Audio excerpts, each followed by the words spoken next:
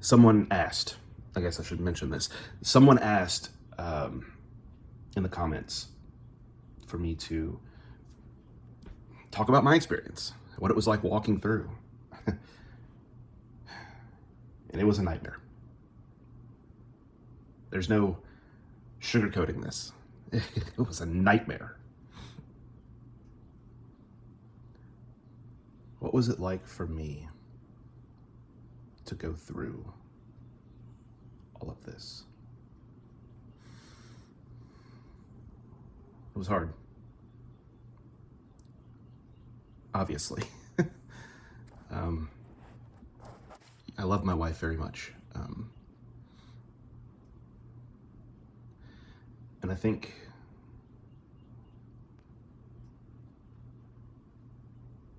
we decided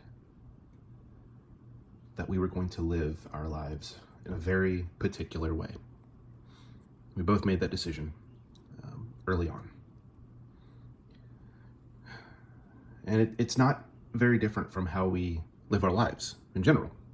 We're both very faithful people. We were, we went to church all the time. We, confessed our faith regularly. But I think when you have cancer, especially when you get the diagnosis that we did, the very first time, they didn't even say cancer. They just said, you have a mass that has enveloped your entire kidney and has spread other places. And it can be faith-shaking. But we made decisions early on that we were going to cling to Him. Regardless of what the evidence said, regardless of what... I love the phrasing that Brittany would use. Our earthly doctors tell us this, but our Heavenly Father, our great physician, He promises something else. And we lived our lives like that. We made sure that our focus was lasered in. She did a lot better job of that than I did, just being honest. And they say that a lot of times the people with cancer wind up handling it better than the spouses and the people around them. I don't know why that is. I'm not a psychiatrist, but it happened to us. I struggled consistently with my faith. So I think one of the more interesting aspects is this, you see me on there and I'm, we're clinging to God, we're staying faithful, we're, so on and so forth. There's no doubt in my mind that Brittany did. Me, I was crumbling on the inside. On the outside, I was trying to keep myself together. But it was a struggle. It really was. I don't know how she did it. And it's not maybe it is a faith thing. I don't know. It's just so hard. It's so hard to look cancer in the eye and ignore it. It changed everything about her. It took her energy. It took her focus. It took her peace.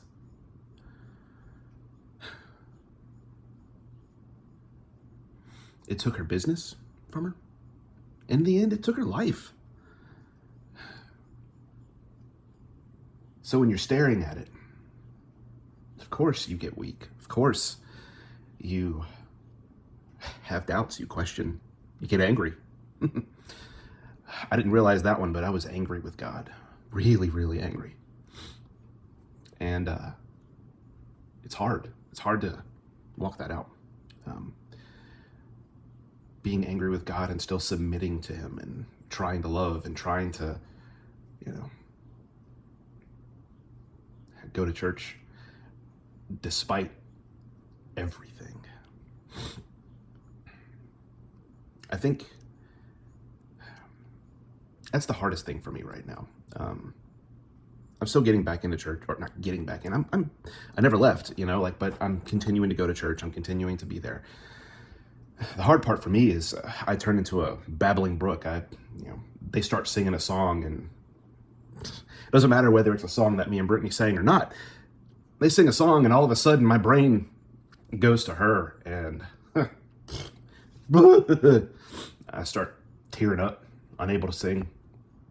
It's frustrating. It really is annoying. I find myself crying so frequently.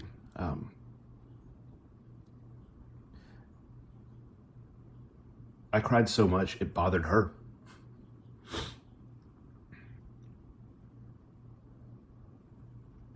But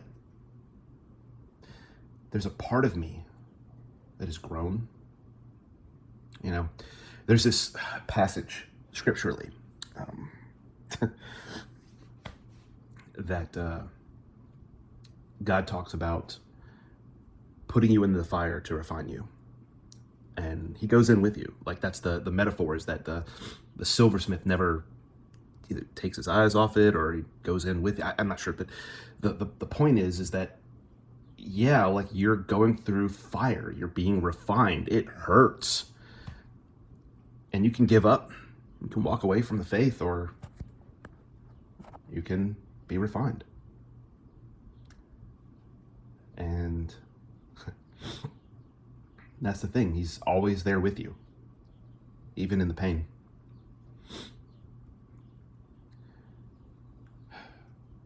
It was cold comfort, but comfort nonetheless. That and Job. Even during Brittany's memorial service, one of our pastor friends stood up and says, "I don't know if you've ever met Job and his wife," referring to me and Brittany, because that's I'm sorry, I should probably start here. Our service, Brittany's service, was a very informal, people sitting around, singing songs, telling stories. That's all it was. Felt very low key, come and go as you please. And one of our pastor friends stood up and said that. And yeah, that was entertaining, because it's true. Like, we suffered. Like, we felt like Job.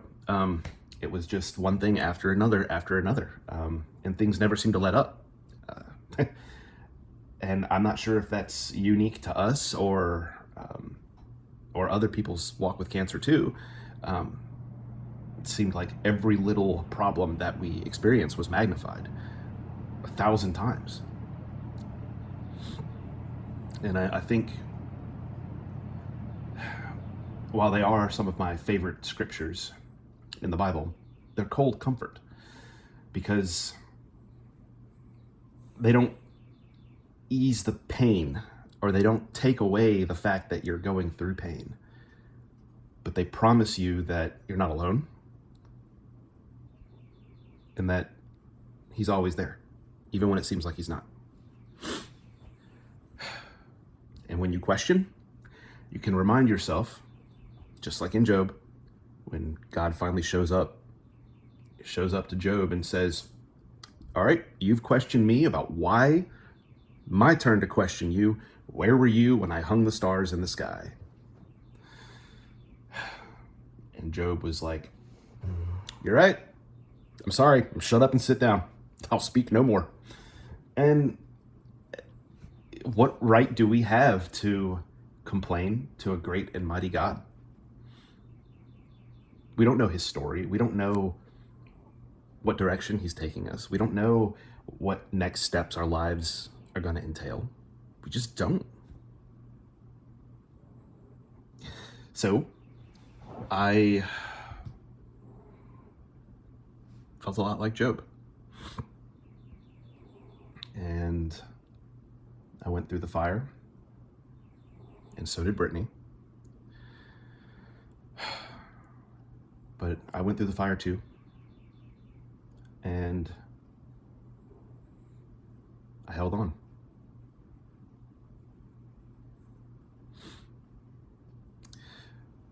One of the things that still bothers me, even to this day, and I had to struggle with this when we first started going down the journey, but now I'm struggling with it even more now that she's gone, it's people helping.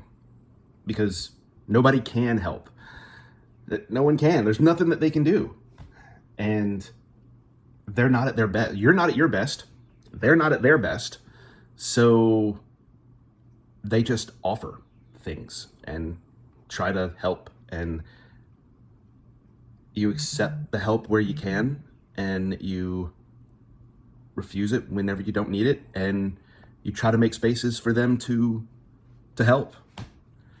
That became my struggle, was remembering that I need to let other people bless me and bless her and us. And I think now that she's gone, people still want to comfort. And I cry so often, I cry so much, that if I happen to be out in public or in church or wherever, and someone sees me crying, they just want to come and wrap their arm around you, pat you on the back, and it's like, no, I'm okay. I just gotta clear off my face. Like, I'm fine now. Like, it's a spigot. It turns off and on. It's ridiculous at this point. My period of wailing in grief is over, but now it's the spigot turns off and on fairly quickly. I don't know, this is just a rambling video, and I don't know,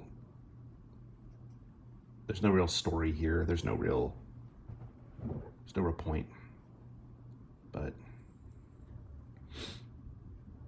it was hard, and I know that if Brittany had the choice to do it again, she would follow God's will. That was one of the things that she said. One of the last things that she said. Baby, do you want to go to the hospital or do you want to stay here?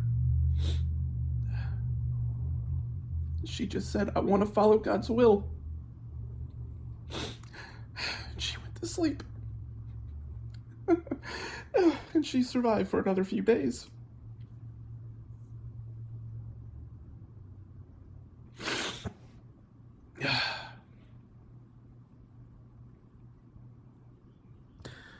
She survived. She was such a fighter. She kept fighting.